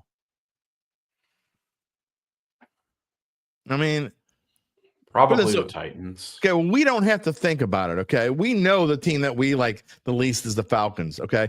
And you have, again, 65% of people who took this poll, or at least, let's say not all 65%, let's say 55% of the people who took this poll are Houdats. 55%, whatever the percentage is, those people are rooting for the same thing that Falcons fans are rooting for, because I guarantee you, if Joe Blow Falcons fan had a choice and he says, we'll let you make the decision. Either Derek Carr starts for the Saints next year or Tyler Shuck / Spencer Rattler starts. 100 times out of 100, that Falcons fan picks Tyler Shuck / Spencer Rattler because none of them want Derek Carr to start. I don't. Like I just said, KD, there's no I gotta read it because rebuild. I gotta read this because there are people listening to the podcast that can't see the comment. KD Brown says the Madden rebuild ideology strikes again. The Texans got lucky, so I guess it'll work for the Saints as well, right? What about the Patriots? Patriots rebuilt pretty quickly. We're not sure that they're good though. No, but they've got a good quarterback. They've got a great quarterback. They think definitely got a quarterback that's coach. better than the one we've got. So I'm not going to say that the Patriots will be better than the Saints this season, but I guarantee you they'll make the playoffs again before the Saints do. See, I think Samuel Lindsay would have chosen choice B, but Falcons, well, that'll get them riled up and all right. That's my point, though. I get. That's what I'm trying to get through to Saints fans. And look, I get in the grand scheme of things, you're asking a hypothetical question that's tougher to answer because you don't necessarily want the Saints to lose, but you think there's no future with this guy at quarterback. Well, that's fine. I'm not saying he should be. That's why I said 1 year. You notice I didn't say add on 2026, but the contempt that people have and the thought that people have, just the thought of him playing 17 or 18 more games for the franchise is just, oh. Here's the thing, Jim. If Derek Carr wins 10 games as a starter, he's going to come back the next year. I know. I get that. But I left that out on purpose. There's a very strong possibility that if he does come back and wins, that he probably would come back. However, they may find a way to move on. I don't know. We'll see. Jim, Marlon is commenting from inside the Saints locker room. Wow. I've never seen a Saints jersey with Acker on the back of the jersey. He's a horrible teammate. That's what Marlon Anthony Acker says. He may be, Marlon. You know what? I'm going to say this. He might be a horrible teammate. The point is, you don't know. I don't know. None of us know. I've never heard Cam Jordan say that Derek Carr is a horrible teammate. I've never heard Alvin Kamara say that. I've never heard, even though Eric McCoy and Derek Carr got in a fight, I've never heard any of them say that. Now, they probably wouldn't. But you don't know that. UBN says, I'm convinced some Saints wake up and punch a Derek Carr pillow every morning. I think it's possible, UBN. Lance says his hate list is Atlanta, Rams, San Francisco. Yeah. See, you're old school. You're like me. That's the old division. Atlanta, Rams, and the Niners. I'm with you. So here's the thing with the Falcons thing. I get it. I get but the Saints have something on the Falcons that will remain until the Falcons win a Super Bowl. So, which I don't think is happening anytime soon. Right. So I wouldn't concern myself with Falcons fans, and I would rather, I've said it many times, I would rather lose a bunch for a year or two if it meant getting on the path to success quicker. Yeah, like we've talked about countless times, there's no right or wrong way to do it. It's nothing is guaranteed, but the Saints brought in a new regime who the new regime's promising. I think we can agree on that. They drafted really well. This was their best draft in the last few years. I think there are parts of it that were good. I think the players themselves are okay. I don't have a problem with the players themselves. It's the positions that they draft that I have the biggest problem with. But that's a whole different story. I think, now you've got two. I'm not nearly as big a fan of this draft that other people in the media I get it. But now I think what they're doing correctly is you've now got 3 guys on the offensive line who are nailed on starters. Yeah, there's no question that I'm not giving grades, but if I were to give grades, I would give Kelvin Banks an A+. There's no question that he was the best lineman available at that position, and no question that's what the Saints needed most. I've been screaming it for months. They went out and actually pulled the trigger. This is why I had a lot of hope that they were going to do the right things. Again, for those who didn't hear me last week, my biggest problem with Shuck was not necessarily that they picked Shuck. I didn't even have a problem with them picking Shuck. It's when they picked Shuck. They still could have got him in the 3rd round. There's 0 doubt in my mind. Again, even if they weren't sure, they still could have packaged those 3rd round picks, moved back into the 2nd round at the bottom, and got something else with that 2nd round pick they needed. Somebody asked earlier, are we going to talk about the Saints' lack of picking a big-bodied wide receiver in this draft? We haven't talked about it yet.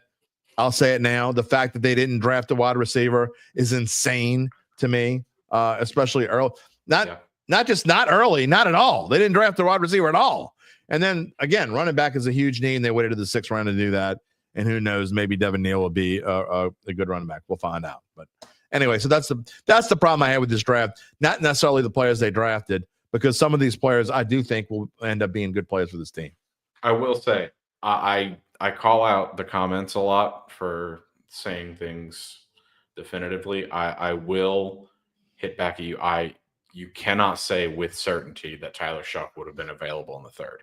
It's just not something you can say guarantee. 0.0 all the time when it's not 0.0. So I'm going to say I've never been wrong when saying 0.0. I've never been wrong when saying 0.0 either. So I'm going to say I wouldn't say there's a 100% chance he would be available, but judging by what happened in this draft after he got picked, and there were 50 picks before the next quarterback was taken, I'd say there's probably in the vicinity of a 97% chance he would have been available at 71, and better than 97% chance if you wanted to package your 2 third-round picks and moved into the bottom of the second round and got him 99.5, whatever it is. Maybe, but that's a hypothetical practice. Well, if you miss somebody at 97, if you miss somebody at 97%, then boo-hoo.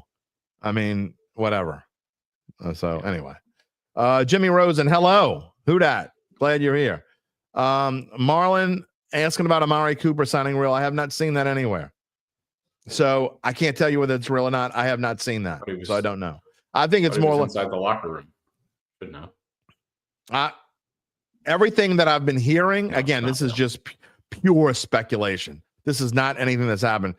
The pure speculation that I hear is it's more likely that they would sign a Keenan Allen than Amari Cooper. But that doesn't mean any of that's real, or they will or they won't. That'll put butts in seats. Just telling that'll really help the injury report. All right.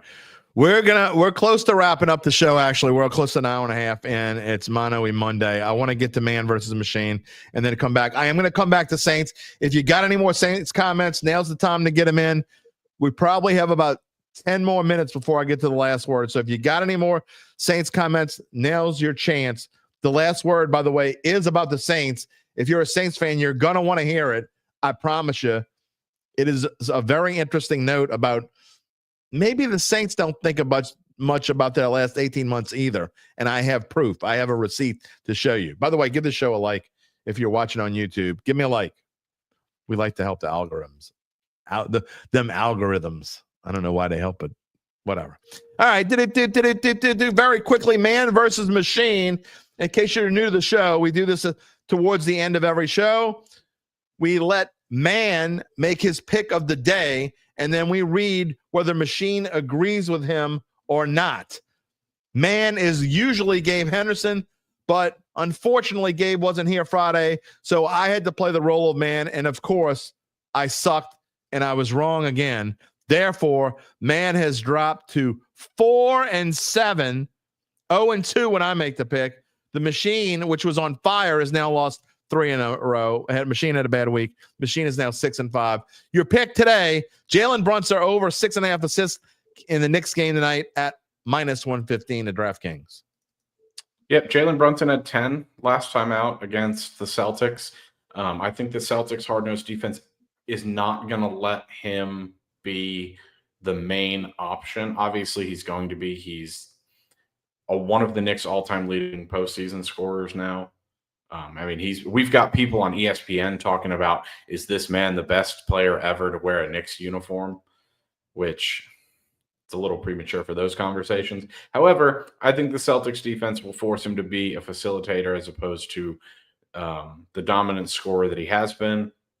And he's also gone over 6.5 in all of his 6 playoff games so far. This is a different beast in Boston, but I think Brunson's got it. All right. We already know what machine's going to say because I had to get the answer from me because I forgot. Last minute, you had to go get it for me. This is from ChatGPT, and I'm going to take this as an agreement. It's not machine's a little wishy-washy here, but we're going to take this as an agreement. ChatGPT says, by the way, ChatGPT is always a little wishy-washy when it comes to this stuff. Given his season and recent averages, there's a reasonable chance that Jalen Brunson will exceed 6.5 assists tonight. However, the Celtics defense could influence this outcome. If you're considering betting, it's advisable to monitor any last-minute injury reports or lineup changes that might affect its performance. In parentheses, and I'm completely making this up, so we don't take any of the brunt of your losses in case you lose money tonight. We don't want to be the reason because we don't want you to sue us, you damn degenerates, or something like that. So, man and machine, both on Jalen Brunson tonight.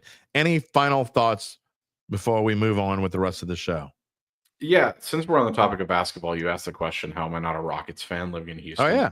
I think I've told you this story before. I'm not sure, though. I know I've told it a bunch. Maybe you did. So in 04 or 05, they had the NBA All-Star game here. Yeah. And me as a 5 or 6 year old, whatever I was, when you went into the convention that day at the George R. Brown, they gave you a pass to Build-A-Bear. You got to Build-A-Bear, and you walk down this long wall with all the jerseys on them. Okay. For the little jersey, NBA jerseys for the Bears. That was when the Supersonics were still in the league. So I immediately, as the 5 or 6 year old, as you know very well, that 5 Sean or 6 Kemp year old fan, too, love to go. They gravitate toward the colors. So I love green the and colors yellow on the Supersonic. Yeah, I love the Supersonics jerseys. I think they're fantastic. Green and so yellow. I got that. My friend got a Spurs one. Do you like Oregon? No, I don't like Oregon. Okay. Although they wear all kinds of different colors too. I love their uniforms. I'll say that, even as a 26-year-old. All right. Well, but I remember so that's how I got started. So I'm an Oklahoma City Thunder fan. Now the real question comes: what happens when Seattle inevitably gets the Supersonics back? I will cross that bridge when we come to it. But that is how I am. Well, you can flip a Sonics coin here on this show, and maybe we'll let Machine decide for you which team you will become a fan of, and then we'll decide that. There you go. Early notice that he's going to pick. Gabe Henderson's going to pick if it's Sonics and Thunder. We'll let Machine pick it here on this show. We will talk to you on Wednesday, and maybe just you and I again. Sounds good. All right. Gabe Henderson, everybody. Yeah, I'm leaning towards no guest on Wednesday. We'll see. I haven't asked anyone yet. I've come to appreciate, it's so weird. There are certain, and I don't look, I know I talked about this last week and doing things for clicks or whatever. I do not do things for clicks, by the way. I know I'm my boss saying, you don't do what? Yeah, I do them if I'm told. Okay. I do what I think is best for the show in the long run. Okay. And I will say this, other than, and no, I'm not trying to say anything about all my other guests, but there are certain, let's just say, I'm not going to mention any name. There are 2 or 3 guests that I have on a regular basis that move the needle. And there are other guests that don't move the needle at all, and other guests that actually hurt our ratings, but I think it's important to have them on. And other times, sometimes the best shows we have are the ones where it's just us talking. Not just necessarily a Mano E Monday. It is what it is. All right. A few more minutes of Saints again. You're going to want to hear the last word today. I'm telling you right now. The last word is on why the Saints don't even give a rat's ass about the last 18 months or trying to forget them. Just saying. So last few comments here this morning. Leonardo, yeah, we did get Brandon Cook, but he's not a big-bodied receiver. That's not in the draft. So I think, Leonardo, I think the point is that they got Cook, but they still don't have that quote-unquote possession receiver. And although Brandon Cooks it's Cooks, not Cook. You got me doing it. But Brandon Cooks can probably play more of a role like that as he's now a wily quote-unquote veteran. But that's not what he's here to do. I do think the Saints need a big-bodied possession-type receiver. Maybe what Michael Thomas was going to be. Yes, I brought Michael Thomas's name into the show.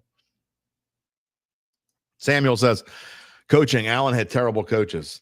Did he really have terrible coaches last year? Maybe defensively. I thought the offensive staff was okay last year. We'll see if Kellen Moore can put together a good staff.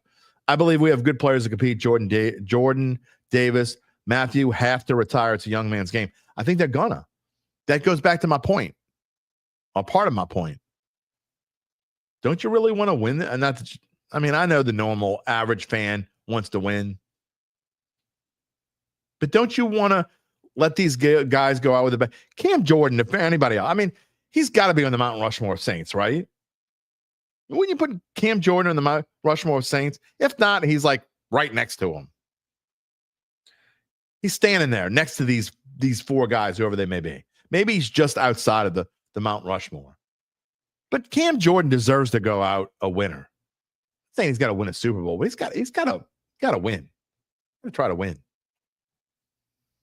UBN says that Neal might be the Bucky Irving of this draft. He could be. I've been saying I like him, but he was like the 15th ranked running back. I wish they would have taken one sooner, but I like the pick. Again, I have more of a problem that they didn't draft a wide receiver. Again, a possession receiver, what they really need. Sean Hurst. How can you say Tyler Shuck won't be a good quarterback when he hasn't played it now? Oh, here we go. That's not what I said. You win the not listening award. You're put on your listening ears. You're like my kids. Put on your listening ears, Sean. That's not what I said. He might be successful. I might have, my wife might come home with 10-ounce fillets for everybody to eat tonight, and we grill them up. But it's probably going to be red beans or something we take out of the freezer. There's a lot of mites in the world, maybe. Any logical, normal, rational, reasonable football fan will tell you that the Saints' best chance, even I would imagine, and I'm putting words in his mouth, this isn't the reason why Gabe says he would take choice B. He would take choice B because he thinks the Saints need to get out of purgatory. And their only way to get out. But I would imagine any rational, normal, logical, reasonable football fan, not even a Saints fan, would tell you that the Saints' best chance to win, maybe likely only chance to win this year, not in 2026 or 2028 or 2030, this year, is to have Derek Carr as a quarterback. If you don't think that, if you don't think he gives you the best chance to win, then you should just check yourself. You just have too much contempt, too much dislike for Derek Carr. I understand it. I think you're just a little cuckoo. J-Rock says there were a lot of promising wide receivers available for the Saints, especially between the second and fourth rounds. Completely agree. Completely agree. Just like running backs, too. I mean, some of the running backs they passed on. Again, I don't have a problem with Neal. I think he has a chance to be a starter immediately. But I think they should have gone out and got somebody earlier. How long is Kamara going to be here? I mean, Kamara, just think another thing. If the Saints season goes south, if Carr doesn't come back and the Saints season goes south, Kamara's not going to be inclined to want to play a whole lot. It's not. It's not going to take much for him to say, I'm going to be out this year. I'm going to miss the next 3-4 weeks. It's going to happen. Kyle Sherman says Keenan Allen for a year. I can go with that. Lance loves this show. Oh, we love you back. Chad Gage, what about Bub Means? He's considered big body. Yeah, I mean, he could be. You're talking about a 5th round pick. I mean, basically, Spencer Rattler as a receiver. Could he be? Yeah, maybe. Possibly. Lance says Sir Saint should change his number to 94. Not going that far. Sean says there's some free agent quarterbacks that will give you the same results as Carr. Not remaining there aren't. Y'all keep dissing on Carr, okay? Y'all just hate to hate. You want to talk about wins? Well, numbers don't lie either. Okay? You're talking about a guy who's never, not once, not 0 times in his career has played with an offensive line that was ranked better than 20th. 0 times. And the one time that he had a line that was ranked 20th was when he went to the playoffs. I'm not making up for somebody that hasn't gone to the playoffs. I talk about it all the time.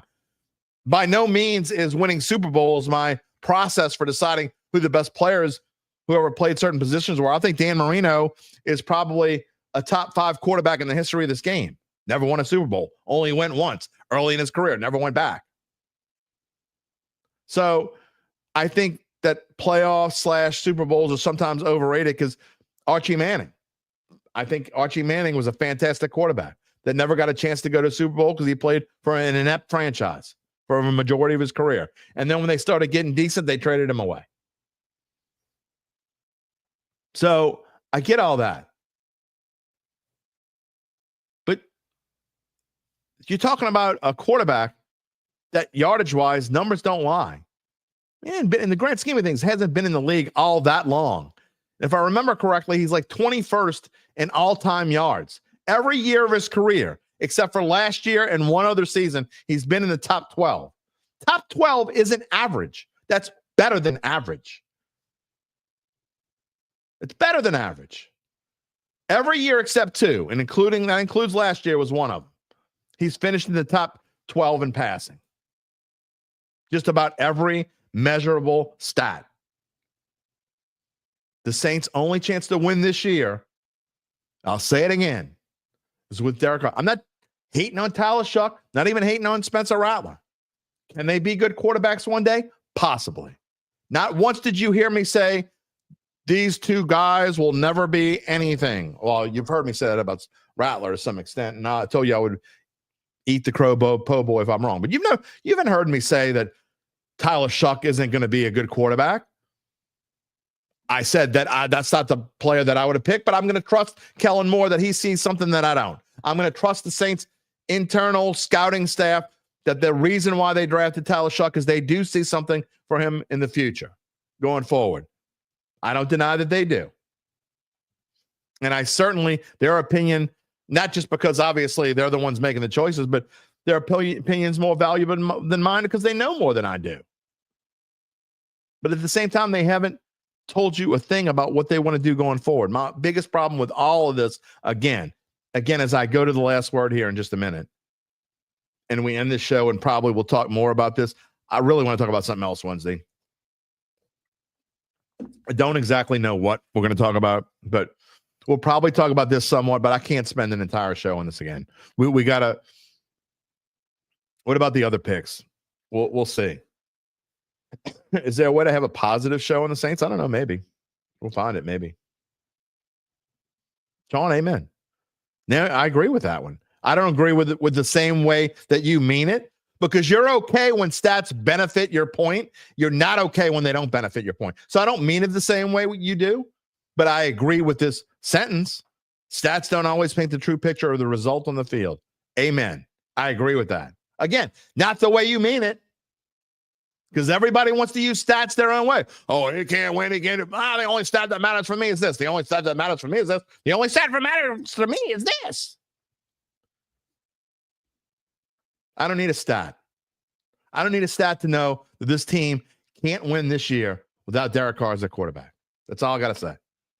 Hate it, like it, don't agree with it. You're a Carr apologist. You're 100% right. Blah, blah, blah. Carr did this. Carr did that. I hate Carr. I hate Loomis. Blah, blah, blah. Whatever. It is what it is. Before we get to the last word, we told you earlier, we're letting you know more about how Evangeline Securities. I'm telling you, you want to stick around for this last word.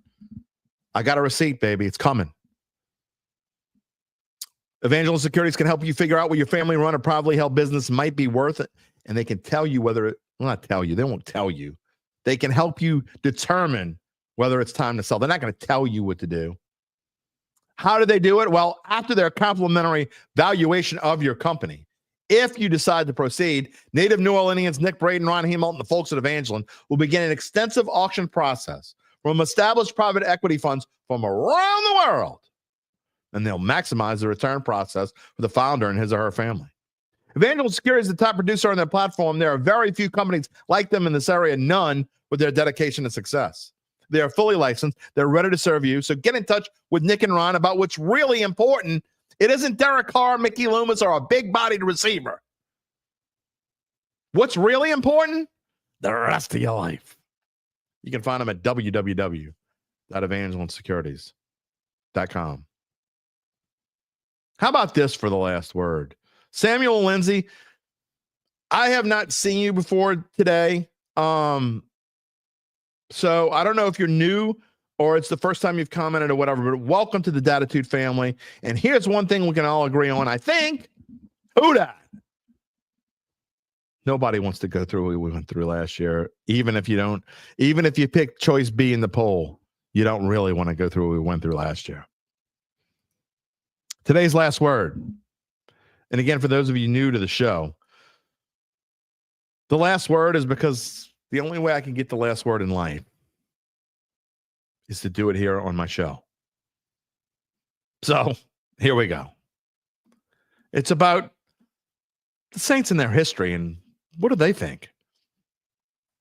Searching for what my topic would be in the last word this morning, I went to one of my trusted sources, key moments in Saints history. It's straight from the New Orleans Saints team website, and it has all sorts of important dates and information from the franchise's past, going all the way back to November 1st, 1966, when the Saints were born. But I noticed something this morning that I hadn't previously noticed. The last entry on there is December the 10th, 2023. Have they not had anything worthy of notating the past 18 months? The Saints beating the Falcons in the 2023 season finale, in which Dennis Allen shook. Oh, never mind. What about the 2024 draft? The 2-0 start and the walloping of the Panthers and the Cowboys. The firing of Dennis Allen and the short reign of Darren Rizzi. How about the hiring of Kellen Moore, the new regime, and the recent 2025 draft? Now, of course, the answer likely is that it simply was overlooked and not intentionally forgotten. I did a search, though. There isn't some other page somewhere. But kind of like an old house in the Ninth Ward after Katrina, it's been abandoned. Maybe it's a sign of the state of the franchise, and maybe I'm overthinking it. But even in the old days of John North, Bum Phillips, and even Mike Ditka, you could easily find and read about the tough luck and hard times of the New Orleans Saints on that page. Today, we're just living it, I guess. Only a sicko like me would probably even notice the recent pass being missing. I'm sure if someone wrote a note to my old boss, Doug Tatum, who now runs all the Saints media, it would be fixed by the end of the day. It's not that I or anyone else necessarily want to read about the crap we've lived through with this team for the past year and a half. But the sign is there that even the people inside that building are sick of living it. So do something about it. And I'm not talking about Doug Tatum or anyone else inside the media department fixing the page. Make it so we all give a damn again. Because what you're doing now, well, it ain't working. And it's obviously not worth remembering. That is going to wrap it up for us on this Monday. I want to thank today's guests. You know who they are. Gabe Henderson and you. You are our guest. You're always our guest. You're not just a guest anymore. You're a part of the family. We want you here every Monday, Wednesday, and usually Friday, live at 11 a.m. Central Time. If you can't catch us live, you can come catch us after the fact and come say hello later when you can. We hope you can join us next on Wednesday when we'll welcome in who the hell knows. Maybe it'll be just you, Gabe, and I again. I kind of like it, as I said, when it's just us. No show Friday. Programming alert. A reminder to subscribe to our Dattitude YouTube page if you haven't done so already. And click the little bell to receive notifications when we go on the air live, and give us a like, thumbs up, whatever you so please. And feel free to tell me how wrong I am. I can take it. I'm a big boy. You don't have to agree with me. Just come sit on the couch and we'll have a chat. You can also find us wherever you get your podcasts, including Apple, Spotify, and many more. And also find a replay always on NOLA.com/sports. You can find me on bet.NOLA.com. You can find our insiders on NOLA.com/sports/Saints. And I'm going to get Gabe's stuff and put it in my script so I remember to say where you can find all of Gabe's stuff coming, I promise. Everybody have a great early part of the week. Enjoy Cinco de Mayo. Pretend like it's a holiday. Just in whatever you want. Margaritas, tacos, or you know what? If you don't like that stuff, have a salad. Who gives a damn? Just enjoy yourself. We will see you on Wednesday. Take it easy, my friends. If you're looking for the latest scoop and in-depth interviews on the Saints, the NFL, the Pelicans, LSU, along with the best bets of the week, then lucky you. Along with high-powered, in-the-know guests who cover our teams, Jim Derry brings plenty of Dattitude. And he'll always tell you the way it is, or at least the way he thinks it is.